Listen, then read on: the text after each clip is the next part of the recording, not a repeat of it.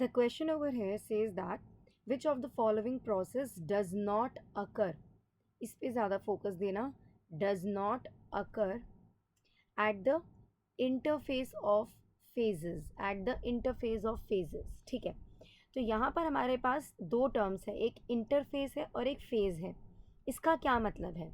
देखो, फेज का मतलब क्या होता है? So when a phase is converted from one form to another form, ठीक है, तो अ फेज चेंज और a phase conversion is said to have taken place. जैसे कि water can convert from its liquid phase to its solid phase, एक form से दूसरे form में कन्वर्ट होना, liquid phase to its solid phase. And also water can convert from its steam phase, okay, can be converted from liquid phase to the steam phase. समझ रहे हैं? तो phase का मतलब क्या होता है? वन फॉर्म से अनदर फॉर्म में कन्वर्ट होना. अ फेज चेंज और a phase conversion is said to have taken place. ठीक है, so water can convert from its liquid phase to its solid phase. Also water can convert from its liquid phase to the steam phase और the gaseous phase. Clear है? अब बात करते हैं ma'am ये interface क्या होता है. तो बेटा ये इंटरफेस का मतलब यहाँ पर है surface which act as, surface which acts as a common boundary, which act as a common boundary between two phases, between two phases. Clear है? तो हमसे पूछा गया है कि which of the following process does not occur at the interface of phases. सबसे पहली बात करती हूँ क्रिस्टलाइजेशन के बारे में. क्रिस्टलाइजेशन क्या है? Basically it is a process by which a solid is formed. It is a process, जो हमारा पहला क्रिस्टलाइजेशन है, क्या कहता है ये? Process by which, process by which solid is formed, solid is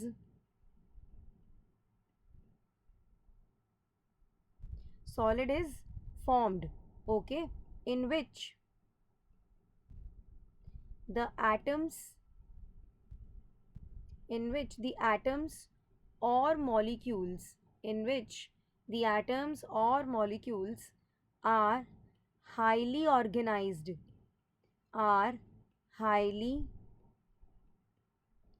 organized in a structure, in a structure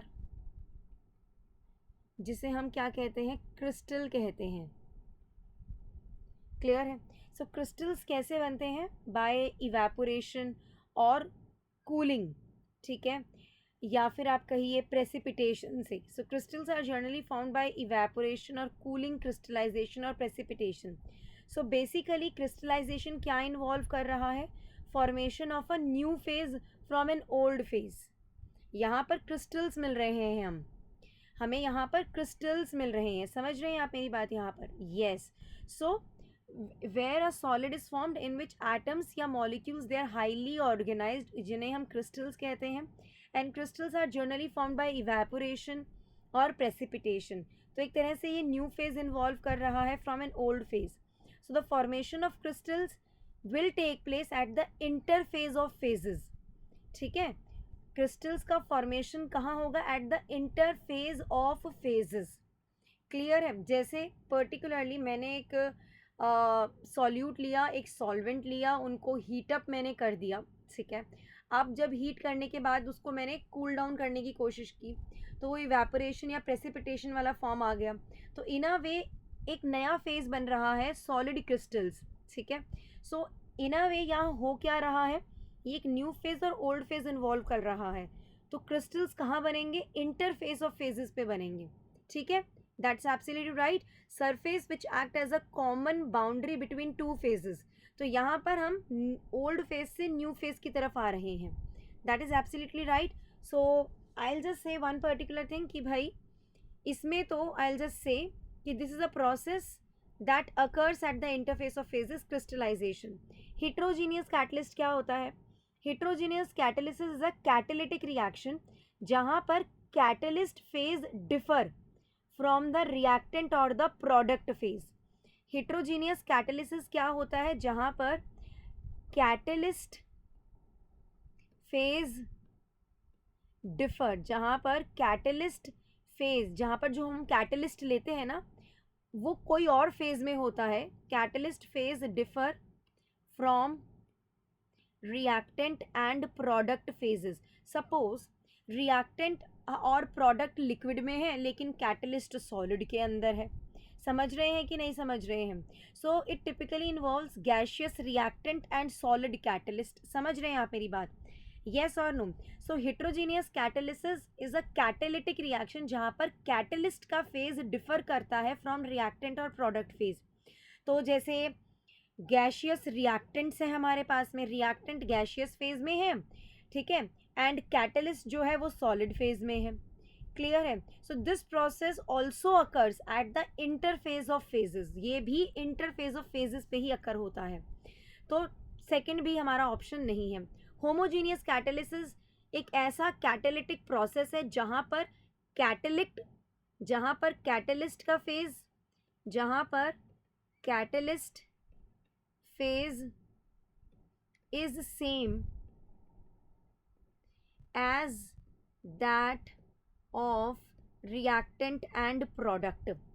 clear है? तो in a way I will say the reactant phase and the product phase and the catalyst phase they all are same.